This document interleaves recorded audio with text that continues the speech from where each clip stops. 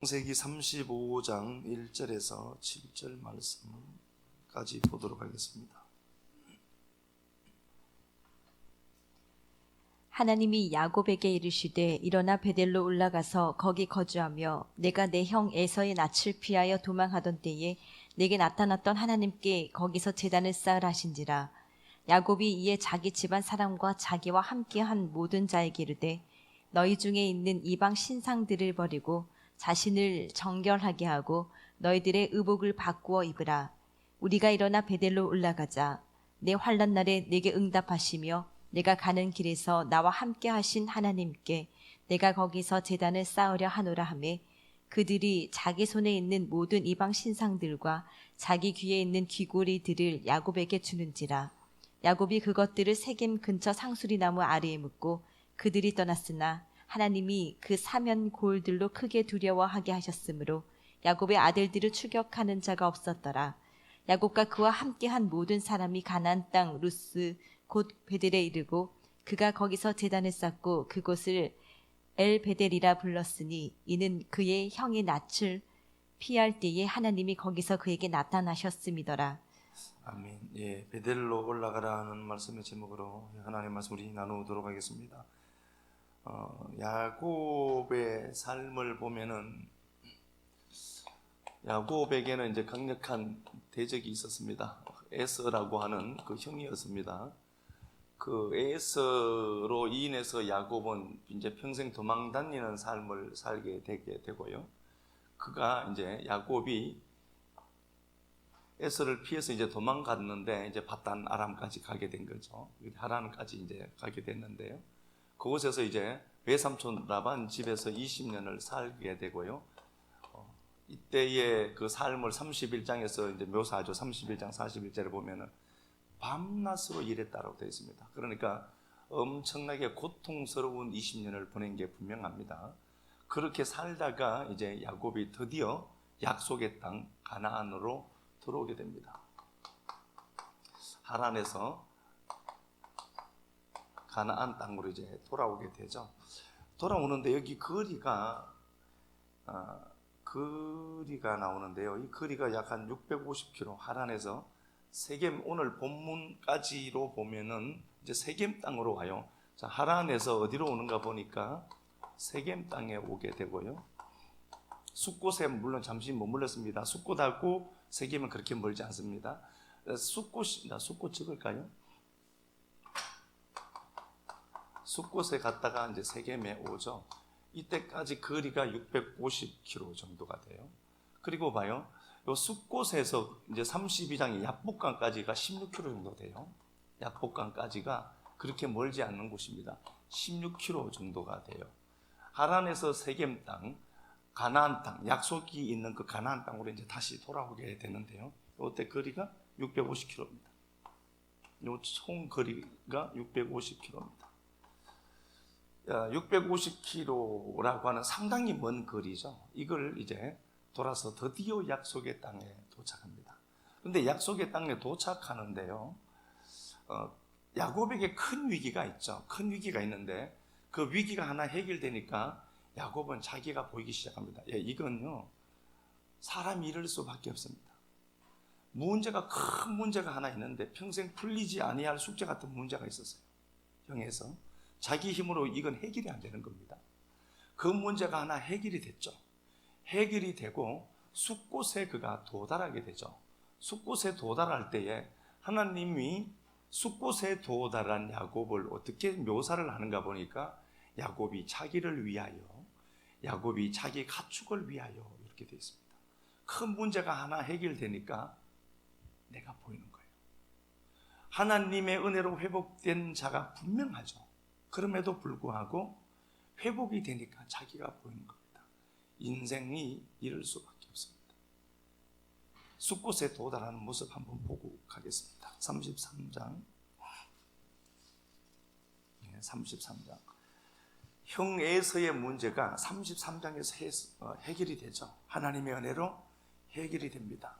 33장에서 해결이 되고 나서 33장 16절에 보면은 이 날에 에서는 세일로 돌아가고 야곱은 숲곳에 이르러 자기를 위하여 집을 짓고 자기 가축, 그의 가축을 위하여 우릿간을 짓고 그곳 이름을 숲곳이다, 우릿간이다, 거처, 뭐 그런 개념이죠. 그렇게 만들었습니다. 이제 문제가 풀리니까 자기가 보이는 겁니다. 문제가 해결되면은 해결해 주신 하나님 앞에 감사하는 인생인 건 분명하지만 이제 자기가 보여요. 이제 이런 단계가 분명히 있습니다. 이 단계를 하나님이 넘어서길 원하시죠. 문제가 자기 인생을 자기가 해결할 수 없어요. 그런데 이 큰 문제가 해결되니까 사람이 이제 자기가 보이기 시작합니다. 나와 내 가족이 보여요. 내 가축까지 보여요. 자, 이렇게 되었고요. 이곳에서 그가 머물다가 세겜 땅으로 이동하게 됩니다. 18절 보니까 야곱이 밧단 아람에서 하란입니다. 밧단 아람에서부터 평안히 가나안 땅 세겜 성읍에 이르러, 평안히 온 게 맞죠? 이제 문제가 다 해결되니까 사실 평안한 게 맞죠? 내 영혼 평안해요. 너무 평안합니다. 문제가 해결되고 큰 문제가 이제 없는 상황이 된 겁니다. 평안히 온 게 맞죠? 형에서 문제 해결됐죠? 내 원과 내 뜻대로 할 수 있을 것 같아요. 평안히 왔습니다. 근데 제가 그거 말씀드렸죠? 이르, 세켐 이르라고 되어 있는데, 세켐, 그 샬롬, 세켐, 샬롬 이르, 세켐으로 되어 있다고 했어요. 이르가 역격이에요. 그러니까 평안한 성읍, 세켐에 온 겁니다.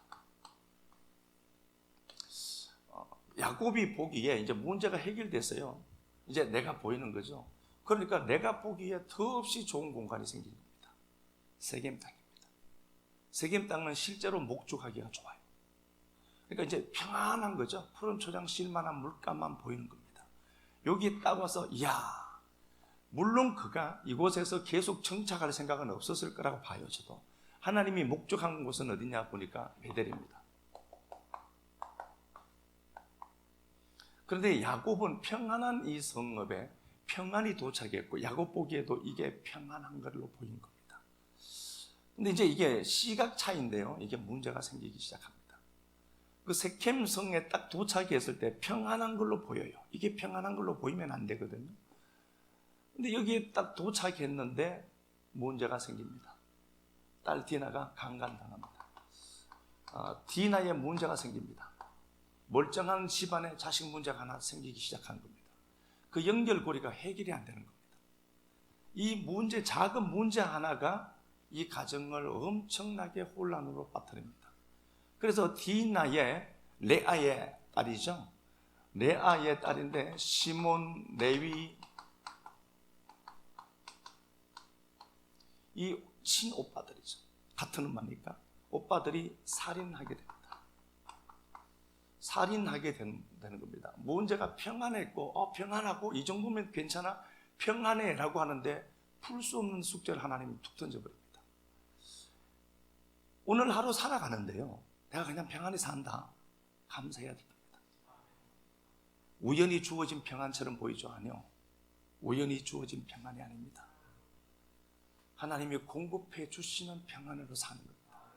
그게 문제를 하나 툭 집어넣어 버리니까, 제가 별것 아니지만요, 저희 집이 사택이죠. 사택이 바닥이 꺼졌어, 내려앉았어요. 멀쩡할 때는 감사가 안 됐죠. 그냥 그렇게 있는 줄 알았어요. 쑥 꺼져서 농이 쑥 꺼져 버렸거든요. 꺼지고 나니까 이야, 바닥 멀쩡한 것도 감사하구나 싶더라고요. 근데 뭐 이건 수리는 다 해서 얘기도 조사님 오고 와갖고 이제 다 드러내고 지금 이제 수리하고 말렸거든요. 다 됐는데 뭐 큰 돈이 들고 이러진 않았습니다. 바닥 꺼진 거 보고 이렇게 묵상을 한번 해봤어요. 묵상이 저절로 됐어요. 바닥 멀쩡한 것도 감사하구나 싶더라니까. 인생이 진짜 그래요. 그러니까 오늘 하루 내가 내 눈으로, 우리 윤장님 기도할 때 한 번씩 그러죠. 내가 내 발로 내 힘으로 걸어나와서 예배드리는 거 이거 그냥 우연인 것 같죠? 아니에요. 그러니까 평안한 가운데 하나님이 사건을 하나 일으키죠. 이게 걷잡을 수 없는 불길처럼 일어납니다. 그래서 야곱은 어떻게 하느냐? 이게 평안이야. 이게 평안이 아니구나를 알아먹고 그는 베델로 다시 일어나서 걸어가게 됩니다. 베델은요, 해발 800고지가 넘습니다. 880 몇 고지인데요. 해발 800고지가 넘습니다. 세겜은요, 평지입니다. 평지 사는 게 좋을까요? 산꼭대기 올라가서 사는 게 좋을까요? 산꼭대기가 좋지 않죠? 그런데 여기 올라가려고 하면 또 대가를 지불해야 됩니다. 또 세겜에서 베델까지 거리가 50km입니다. 우리 생각에는 그래요. 거의 다 왔거든요. 이 정도면 괜찮을 것 같아. 거의 충성해서. 그래, 이 정도면 괜찮을 것 같아. 50km 차이밖에 안 나요. 650km에 50km밖에 차이가 안 나요. 이 정도면 괜찮을 것 같아. 적당히 타협하고 타협점을 찾거든요. 여러분, 그게 문제 일으킵니다. 제가 겁주려고 하는 게 아니고요.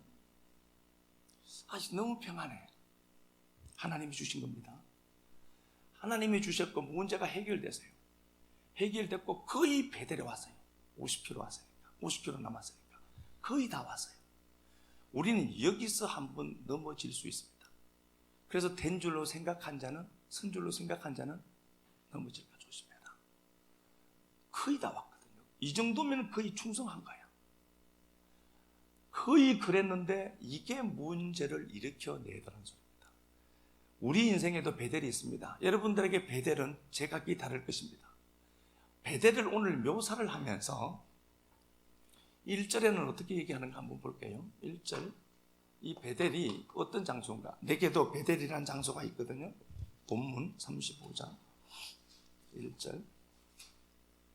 하나님이 야곱에게 이르시되 일어나 베델로 올라가서 거기 거주하며 내가 내 형 에서의 낯을 피하여 도망하던 때에 내게 나타났던 하나님께 거기서 제단을 쌓으라 하신지라.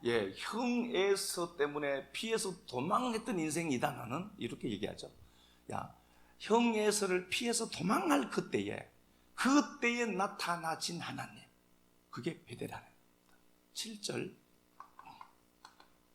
그가 거기서 제단을 쌓고 그곳을 엘 베델이라 불렀으니 이는 그의 형의 낯을 피할 때에 하나님이 거기서 그에게 나타나셨습니다. 하나님이 나타나 주신 것이 있습니다. 여러분들에게 베델은 다 다르거든요. 베델이 있습니다. 피눈물 날 때 나를 만나준 그 사건, 피눈물 날 때 나를 회복시켜 주신 그 하나님, 다 있죠. 그러면은 내 힘과 내 능력으로 회복될 수 없는 인생들인데 하나님이 개입하셔서 나를 회복시켜낸 그 장소, 베델입니다. 그 베델 잊으시면 안 됩니다. 근데 우리가 잘못하면은 그 평안, 그 하나님이 너 이 자리까지 꼭 와라. 650km 왔고 50km 남았단 말입니다. 하나님 이 정도면 되지 않아요? 그래도 약속의 땅에 들어가 있어요. 세겜이 약속의 땅 가나안에 있습니다. 베델도 약속의 땅입니다. 근데 여기에 들어있어요. 들어있으면 하나님 내가 그래도 약속의 땅에 들어있잖아요. 내가 신앙하고 있고 열심히 하잖아요. 내 나름대로는. 근데 거의 다 왔죠. 근데 이 정도면 괜찮지 않아요? 라고 할 때 하나님이 네가 머물고 있어야 될 그 장소는 베델이지 결코 세겜이 아니다. 하나님이 타협하지 않는 것들이 있습니다. 하나님은 그거를 끌고 베델이라는 꼭 지점으로 옮겨 놓으셔야 됩니다. 왜 그러냐 하면은 베델은 내 힘으로 회복된 장소가 아니기 때문에 그렇습니다. 아무리 돌아보니까 내 인생 돌아보니까 처절한 고통과 눈물과 아픔이 점철된 내 역사였는데 하나님이 개입하셔서 여기까지 인도하셨구나. 그 시작점 되는 회복의 시작점을 하나님이 주셨죠. 그 베델을 여러분들은 잊으시면 안 됩니다. 그 베델에 어떻게 해서라도 거의가 아니라 하나님 이 정도쯤은 라고 하기 전에 나를 만나주신 형 에서를 피해서 나를 만나주신 그 장소 베델까지 힘들더라도 올라가야 합니다. 그곳에 가니까 하나님이 주변 사하면 그 야곱을 추격하는 그들을 막아내시고 그곳에서 하나님이 약속을 다시 주시고 복을 또 다시 주시더라, 이렇게 되어 있죠. 성경이 우리에게 뭘 얘기하는가 보면은요, 우리는 자꾸 이렇게 타협하려고 합니다. 이 정도 하면 될 것 같아. 이 정도. 근데 그럴 때마다 내 가슴에 손을 얹고 생각해 보셔야 됩니다. 하나님이 이걸 기뻐하실까? 하나님은 나를 지금 어떻게 보고 계실까? 내가 지금 이 장소에 베델로 올라가라고 하는데 내가 지금 평안한 세겜성에 머물러 있지는 않을까? 생각해 보셔야 됩니다. 마음에 조금이라도 부딪힘이 있으면 기어 올라가서라도 베델로 올라가셔야 됩니다. 다시 피비린내 나는 내 인생 큰 그 고통에서 건져내 주신 하나님 붙들고 이 자리로 다시 복귀해야 됩니다. 자, 13절 가서 보겠습니다. 35장 13절. 하나님이 그와 말씀하시던 곳이라고 되어 있어요. 베델은. 14절에도 하나님이 자기와 말씀하시던 곳이다. 15절에도 하나님이 자기와 말씀하시던 곳이다. 말씀이 있는 곳이에요. 은혜가 있는 곳, 말씀이 있는 곳, 그 장소로 우리는 끝까지 기어 올라가야 합니다. 포기하지 말아야 될 일은 내 인생의 베델, 나를 회복시켜내신 그 베델 기억하고 그 장소로 빨리 이탈했을 때, 내가 나만 보일 때 빨리 턴해서 돌아올 수 있는 통로들이 확보되어져 있어야 합니다. 포기하지 말아야 됩니다. 거의 다 왔죠. 거의 다 왔고, 그런데 하나님은 거의 다 온 걸 그냥 그래 뭐 세겜이나 베델이나 비슷하니까 그래 잘 와서, 그리고 끝내주시는 게 아니라 끝까지 하나님은 우리를 베델 자리로 다시 올려냅니다. 강제로 올릴 때는 고통이 수반되죠. 물론 이것마저도 하나님 좋게 하셨습니다. 그렇지만 베델로 올리실 때 힘들더라도 꼭 기억해야 됩니다. 하나님이 지금 회복시킨 거다. 아멘. 모든 것들 하나님이 회복시켰으니까 하나님이 나를 베델로 올리실 때에 내가 있어야 될 자리를 나는 알아먹고 베델로 다시 올라가야 되겠다. 다짐을 해야 되겠죠. 레위기 18장을 보면은요, 레위기 18장 1절 한번 가서 보겠습니다. 우리의 정체성을 한번 보도록 하겠습니다. 레위기 18장.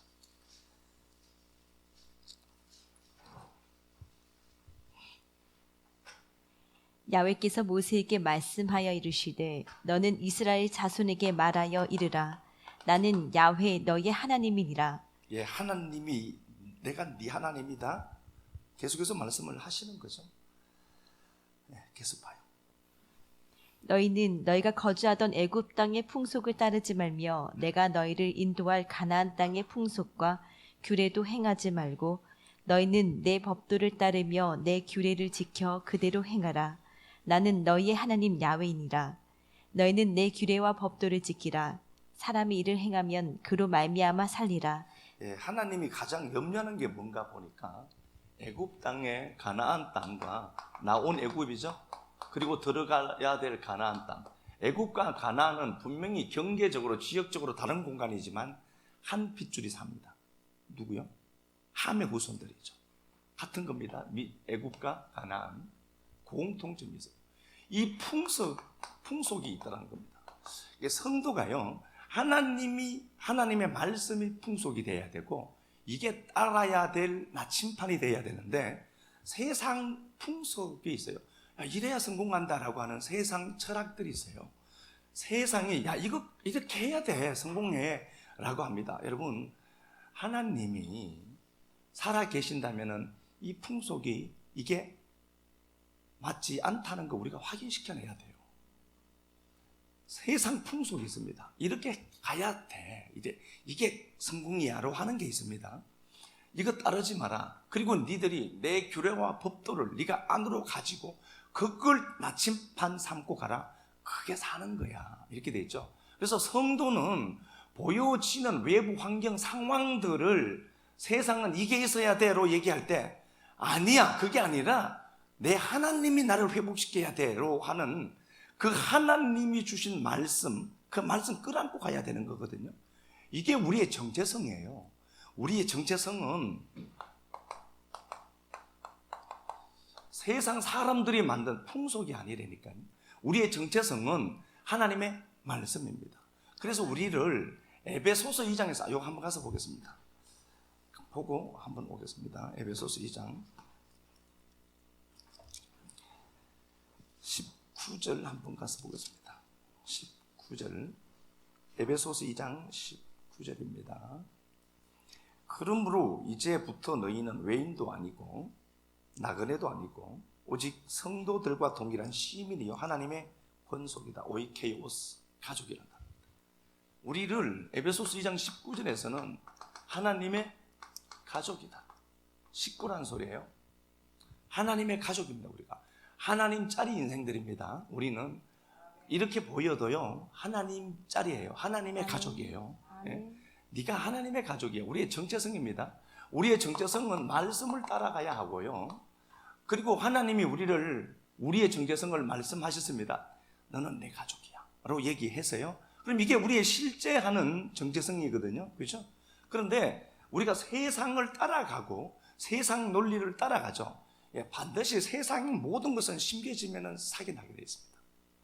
세상은 모두가 다 이 거대한 세상은 하나님의 밭이라고 되어 있죠.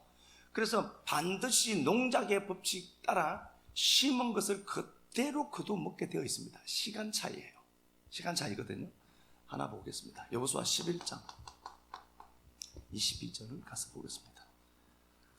여호수아 11장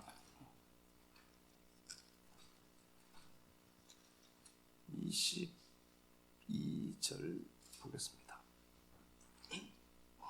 이스라엘 자손의 땅에는 아낙 사람들이 하나도 남지 아니하였고 가사와 가드와 아스도세만 남았더라.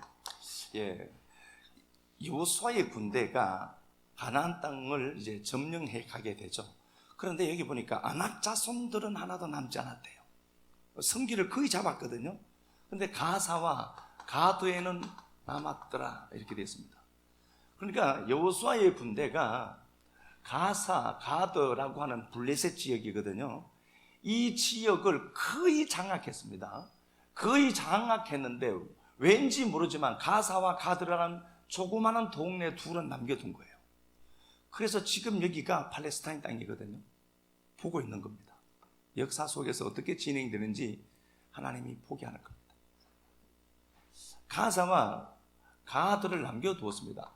그런데 분명히 단서를 달아요. 21절부터 보니까 그때에 여호수아가 가서 산지 헤브론, 드빌, 아납, 유다 온 상지, 이스라엘 온 산지에서 아낙 사람을 멸절했대요. 거인 족속들을 거의 멸절했다니까요. 그러니까 하나님의 능력으로 거의 멸절했어요. 거의 했다니까.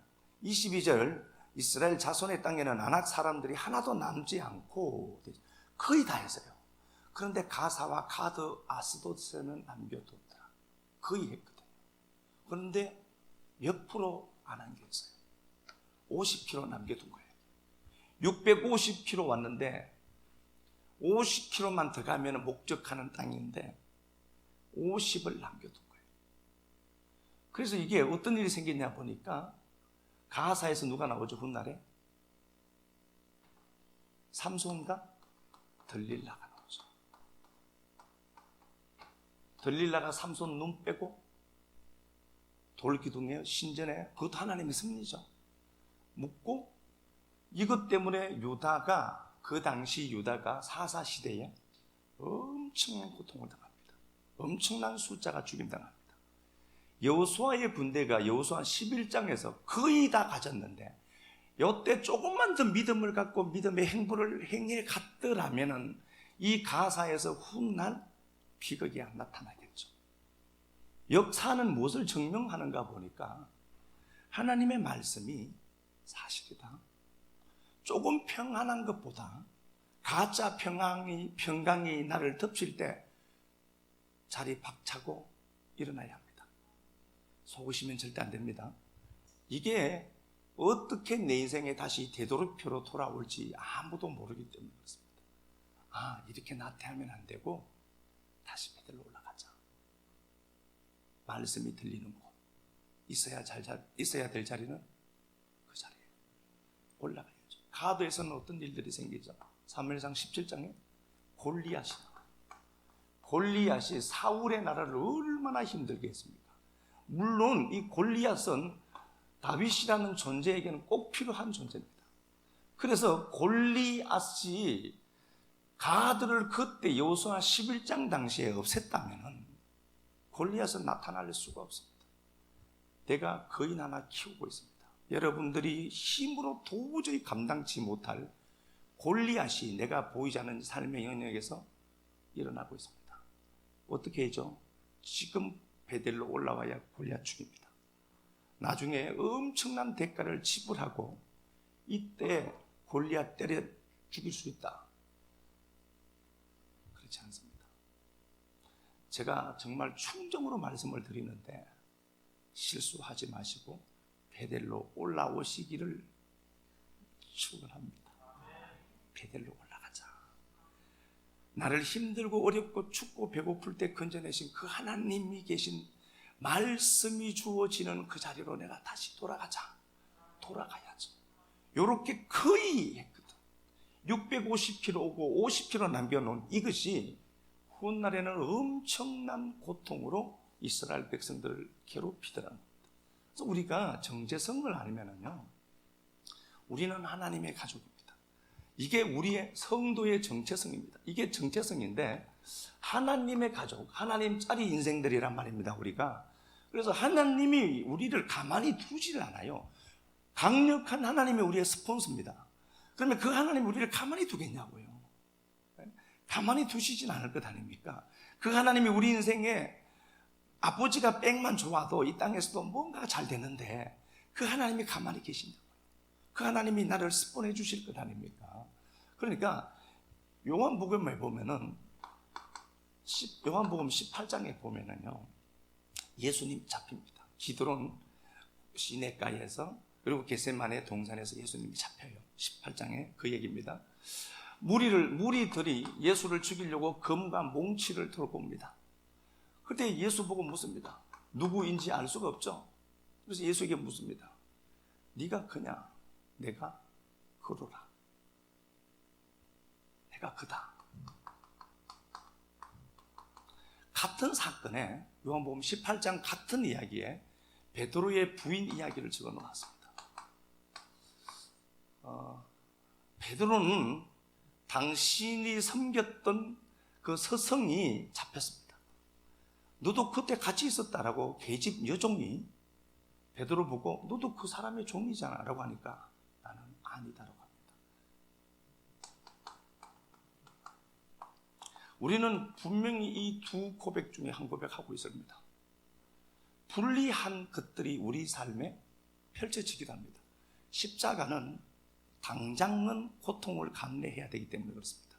십자가는 대가를 지불해야 되기 때문에 그렇습니다. 그럴 때에 우리는 주님이 했던 말처럼 그래도 내 정체성을 믿고 내가 크다 라고 우기고 있어야 되는데 우리는 종종 이럽니다. 나는 아니다. 손해가 가거든. 나 아니야. 적당하게 타협하면서 갑니다. 나는 아닙니다. 내게 위협이 있고 내게 손해가 있을 것 같으니까 발을 빼는 겁니다. 나 아니다. 그런데 우리의 정체성은 뭐예요? 예수님처럼 모순되는 자리에 상황에 놓여 있어도 그래 내가 예수쟁이지 라고 그 자리에서 내 정체성을 고백하는 자들이 되어야 됩니다. 그래 내가 그거야. 비록 당장 손해가 생긴다 하더라도 우리의 정체성은 하나님의 권속이고 하나님의 가족이니까 물러나야 될 자리가 있고 어떤 위협과 어떤 것 속에서도 절대로 물러나지 말아야 될 우리는 내가 크다라는 그 자리는 내가 사수해야 되는 겁니다. 하나님이 계시니까. 하나님이 계시니까. 우리는 베드로처럼 이렇게 자꾸 뒷발 빼거든요. 나 아니다. 내 시간 들어갔거든. 내가 손해 당하는 것 같거든. 아니다라고 빼죠. 주님이 창세기 3장에 보면은 아담 하와가 선과 선악 나무를 과실을 먹습니다. 그리고 그들은 숨습니다. 숨는다. 주님이 3장 7절 9절 이하 말씀에 묻습니다. 아담아 하와야 네가 어디 있느냐? 네가 어디 있느냐? 여러분들이 지금 있는 곳이 세겜입니까? 베델입니까? 주님이 묻습니다. 너 지금 어디 있니? 예배 시간에. 너 지금 말씀이 들리는 그 예배 시간에 내가 너에게 말씀 주고 은혜 줘서 네가 회복되었는데 말씀 들어야 될 그 시간에 너 지금 어디 있니? 라고 물을 때 여러분 어떻게 대답하겠습니까? 하나님 평안의 성 세겜에 있습니다. 하나님 세겜이 아닌 베델로 다시 올라가겠습니다 해야죠. 진짜 말씀이 들리고 그 말씀 따라 은혜가 주어지고 그것 때문에 내가 회복되었다라고 한다면은 오늘 이 시간부로 여러분들은 세겜을 박차고 나오셔야 됩니다. 말씀이 들리는 그 장소, 다시 나타나서 말씀을 주시고 다시 나타나서 말씀 주시는 그 말씀이 있는 그 장소로, 은혜가 있는 장소로 옮겨가야죠. 하나님이 창세기 3장 7절에서 했던 그 말씀, 요한복음 18장에서 했던 그 말씀 꼭 기억하셔야 됩니다. 어디 있느냐? 너 지금 뭐하고 있니? 어디 있니? 이 말씀이 우리 가슴 속을 계속해서 때리는 말씀으로 남아있었으면 참 좋겠습니다. 내가 지금 이 자리에서 하나님 앞에 예배 드리는 이 장소에 하나님 나 지금 베델로 올라왔습니다를 고백해내야죠. 그런 것 아닙니까? 적어도 신앙인이라고 하면은 우리는 다시 베델로 올라가야지 조금 평안하다라고 세겜 땅에 머물러 있으면 안 됩니다. 하나님은 어떤 방법을 동원해서라도 베델로 올려내기 때문입니다. 그렇게 올라올 때는 많은 대가를 내가 지불해야 된다는 거 생각하신다면은 그저 오늘 이 말씀 듣고 하나님이 내게 찾아와 주셔서 하시는 약속이구나, 말씀이구나로 알고 이 세겜 자리를 어떻게 했죠? 내가 박차고 나와야죠. 이 가짜 평안아 떠나가라고 하고 올라와서 다시 베델로 올라와야죠. 다시 말씀이 들리는 곳으로 와요. 그런데 그 말씀으로 들리는 곳으로 오면은 35장 다시 가서 보겠습니다. 35장 11절에 보니까 하나님이 그렇게 말씀을 해요. 약속을 또 주세요. 그 베델로 다시 올라왔죠. 800고지가 되는 그 베델을 880m가 되는 해발, 그 고지를 올라옵니다. 힘들었을 겁니다, 분명히. 올라오고 나니까 하나님이 그에게 이르시되, 하나님이 약속을 또 주세요. 그에게 이르시되 나는 전능한 하나님이라 생육하고 번성하고 또 한 백성과 백성들의 총회가 내게서 나오고 왕들이 네 허리에서 나오리라. 네가 아브라함과 이삭에게 준 땅을 내게 주고 내가 아브라함과 이삭에게 준 땅을 내게 주고 내가 네 후손에게도 그 땅을 주리라. 약속을 또 해주시죠. 이게 나쁜 게 아니란 말입니다. 다시 베델로 올라오는 이 약속을 하나님이 더 주시고 그 전에 있었던 그 복보다는 비교할 수 없고 견줄 수 없는 복을 주세요. 한 나라가 생길 것 하나 때문에. 이거 얼마나 큰 복입니까? 구멍가게 하는 사람에게 네가 큰 슈퍼마켓 하게 될 거다, 이거랑 같은 것 아닙니까? 이렇게 쉽게 얘기하면 더 좋죠? 그러니까 우리가 하나님 말씀이 들리는데 우리의 정체성이 이거예요. 하나님의 가족입니다. 그러면은 내가 느끼기에는 불합리하고 모순처럼 보이고요, 아픈 자리에 세워질 수 있어요. 그때 여러분 예수쟁이인 것 믿음 갖고 배경이 하나님인 것 믿고 내가 그노라 라고 얘기하셔야 돼요. 뒷발치고 나 아닌데 라고 그렇게 비겁하게 빼지 마시고 하나님 가족이에요. 아멘. 십자가라고 하는 게요, 이게 참 모순입니다. 십자가가 있습니다. 현상 세계에서 보면은 십자가는 저주입니다. 본질 세계가 있고, 제가 이거 주일 낮에도 한번 하겠습니다. 본질 세계가 있고 현상 세계가 있습니다. 본질 세계가 펼쳐진 게 현상입니다. 역사입니다. 요 현상 세계가 있는데요, 현상 세계에서 보면은 그 십자가는 저주입니다. 그리고 그 십자가는 고통입니다. 십자가 누가 지려고 하겠습니까? 예수님이 십자가에 못 박혔습니다. 사람들이 막 조롱합니다. 그럴 때 주님이 이렇게 말씀하십니다. 엘리 엘리 라마 사박다니 이렇게 말씀을 하시죠. 엘리 엘리, 하나님 나의 하나님 어찌하여 나를 버리셨습니까? 이렇게 고백합니다.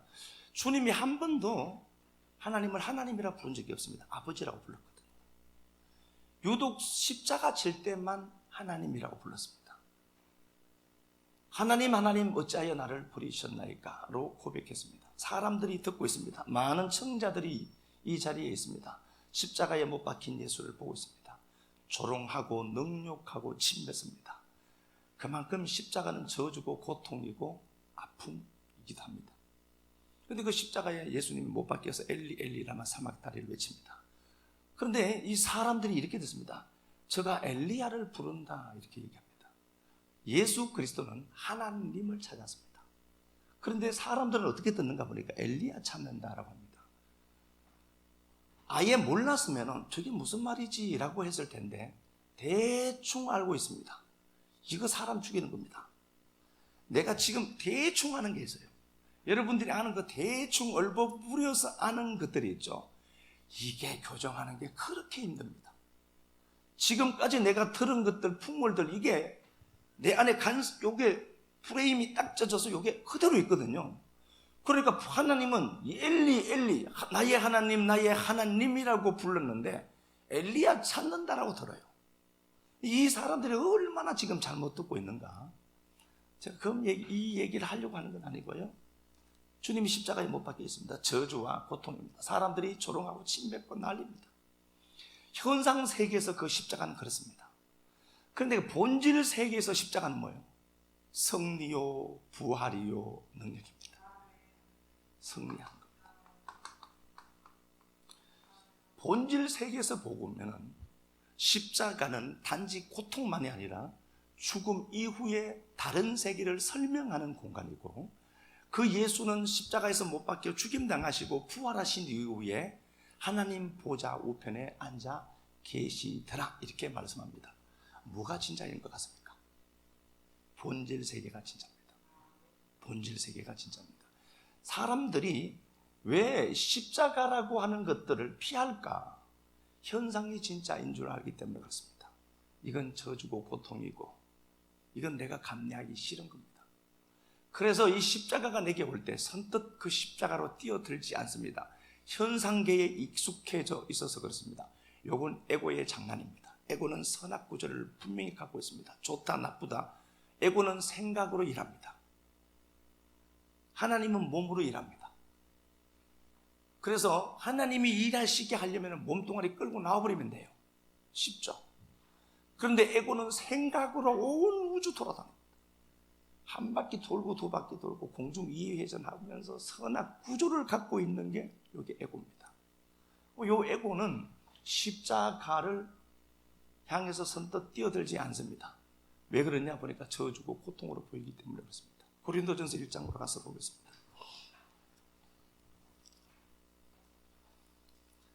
네, 고린도전서 1장 23절.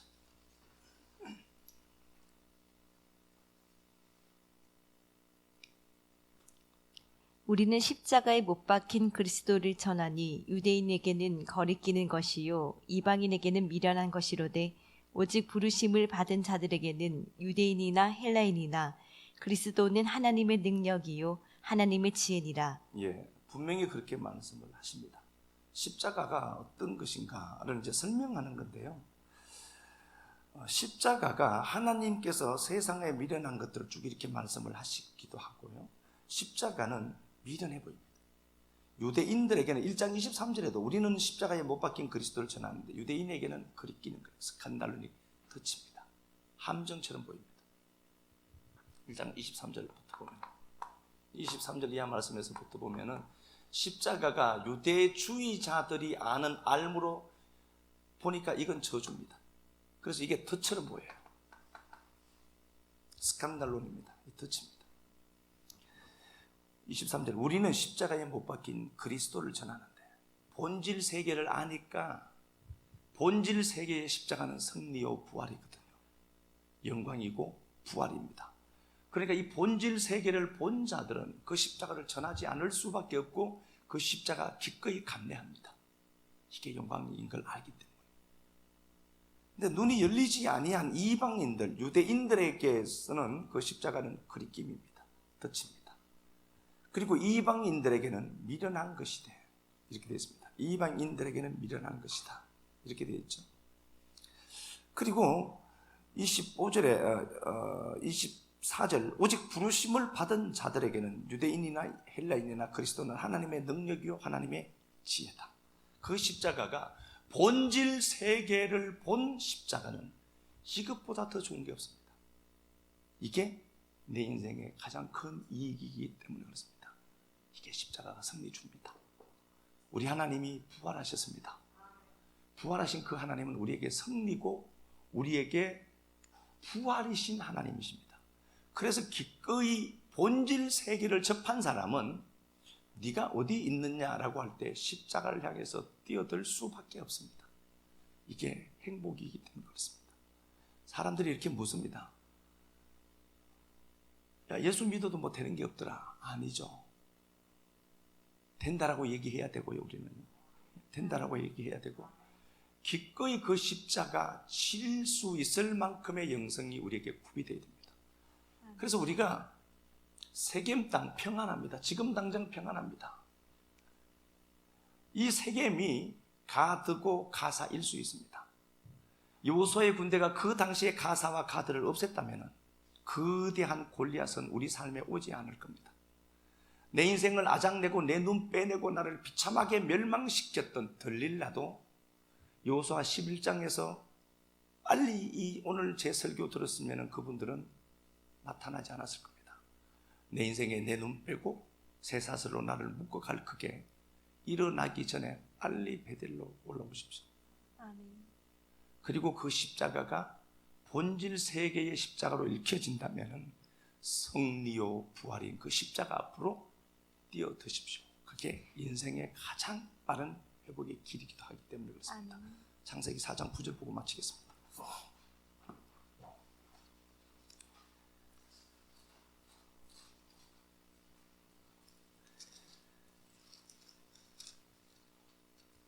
창세기 4장 9절 제가 보겠습니다. 야베께서 가인에게 이르시되 내 아우 아벨이 어디 있느냐? 내게 자문자답 한번 해보십시오. 3장에서 너 지금 어디 있느냐라고 물었던 주님은, 하나님과 나와의 관계를 물었던 그 주님은 나와 너의 관계까지 묻습니다. 가인에게 아벨은 가까이 해야 될 가장 소중한 존재입니다.